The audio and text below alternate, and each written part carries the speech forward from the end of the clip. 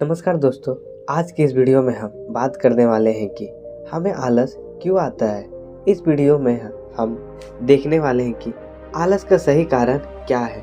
दोस्तों, आपने देखा होगा कि हमारी असफलता में हमारे आलस का सबसे बड़ा योगदान है, क्योंकि दोस्तों जब आप आलस कर रहे होते हो तो वहीं दूसरा व्यक्ति मेहनत कर रहा होता है, जिससे वह आपसे आगे निकल जाता है। फिर आप बोलते हो कि मेरी किस्मत ही खराब है। दोस्तों, किसी की इंसान की किस्मत खराब नहीं होती, बल्कि आप अपने आलस के कारण पीछे रह जाते हैं। तो चलिए देखते हैं आप आलस कैसे ख़त्म करें। वीडियो अंत तक देखें, तभी आपको समझ में आएगा और आप अपने आलस पे कैसे काबू पा सकते हैं। क्योंकि दोस्तों आप जानते हो आज के ज़माने में सफलता प्राप्त करना कितना ज़रूरी हो गया है।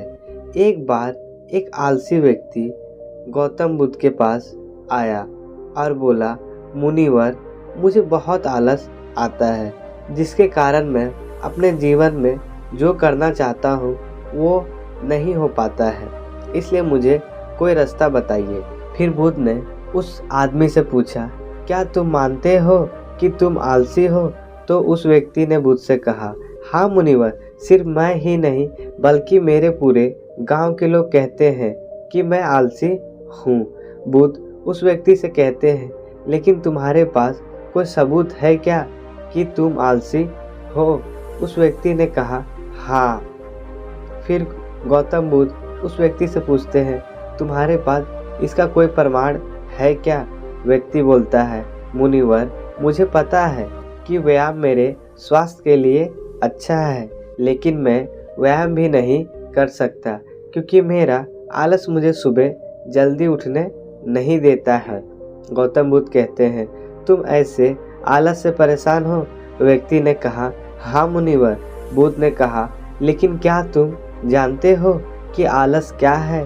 उस व्यक्ति ने कहा कि मुझे नहीं पता कि आलस क्या होता है, लेकिन जो कुछ भी है बहुत बुरा है। बुद्ध ने कहा, सबसे पहले तुम्हें यह समझना चाहिए कि मनुष्य के भीतर जो कुछ भी है वह स्वाभाविक रूप से है। इसका कुछ उपयोग है। यह बुरा या अच्छा नहीं होता है। आलस एक भावना है, यह एक विचार है जिसे हम अनजाने में अपने द्वारा निर्मित करते हैं।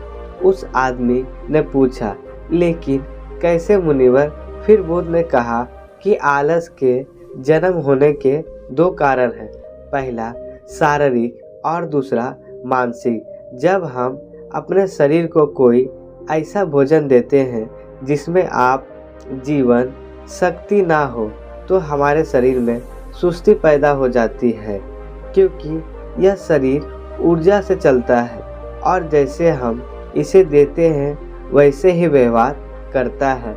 हमारे शरीर के अंदर आलस का दूसरा कारण गलत तरीके से बैठना, गलत तरीके से सोना और गलत तरीके से चलना भी है। हम कभी इस बात पर ध्यान नहीं देते कि हमारे बैठने, लेटने और सोने की स्थिति सही है या नहीं। अगर हम बुद्ध भिक्षुओं को देखें तो पाएंगे कि जब वे बैठते हैं तो उनकी रीढ़ सीधी होती है।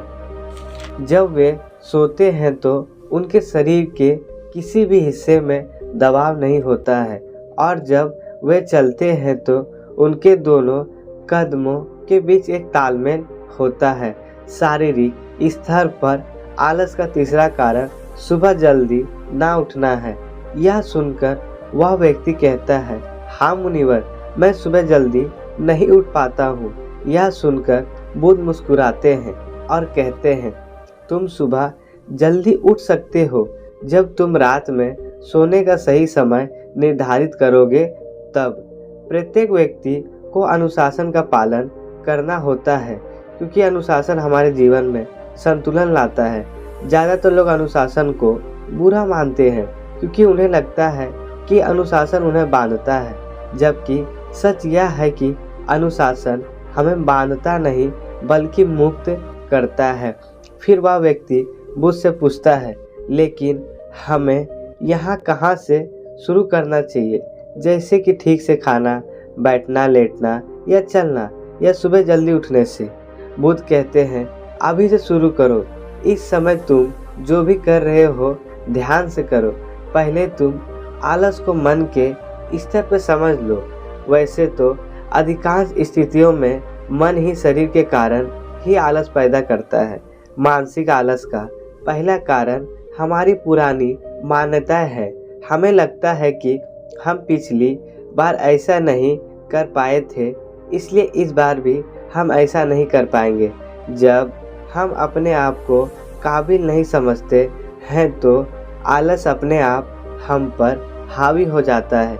एक और कारण है छोटे और आलसी लोगों का समर्थन करना।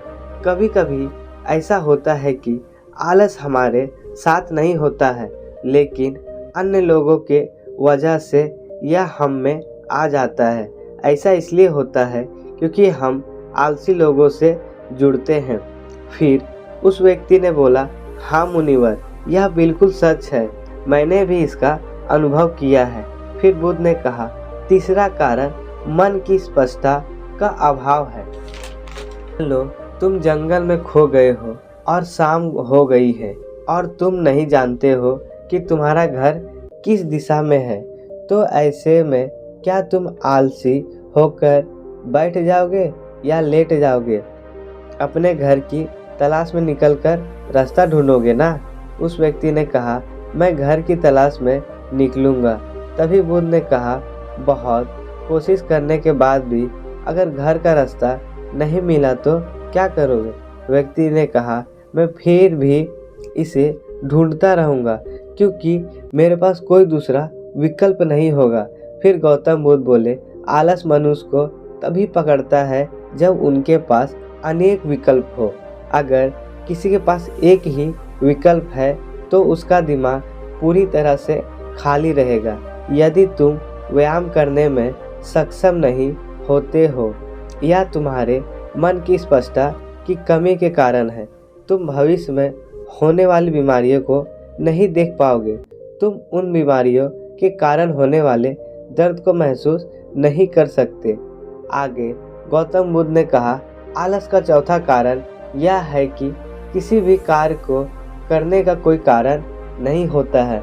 मान लो तुम सड़क पर कहीं जा रहे हो और काफ़ी दूर तक चलने के बाद तुम थक जाते हो और जब चलने का मन नहीं कर रहा है तभी तुम एक शेर को अपने पीछे दौड़ते हुए देखते हो, तो क्या तुम ऐसे स्थिति में भी अपने आलस के कारण वहीं रुके रहोगे?